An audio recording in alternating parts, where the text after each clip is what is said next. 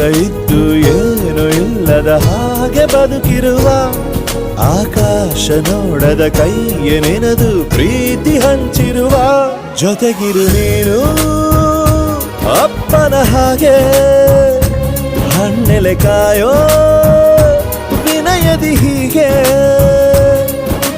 ನಿನ್ನನು ಪಡೆದ ನಾವು ಪುನೀತ ಬಾಳು ನಗು ನಗುತ್ತಾ ಬೊಂಬೆ ಹೇಳುತ್ತೈತೆ ಮತ್ತೆ ಹೇಳುತ್ತೈತೆ ನೀನೇ ರಾಜಕುಮಾರ.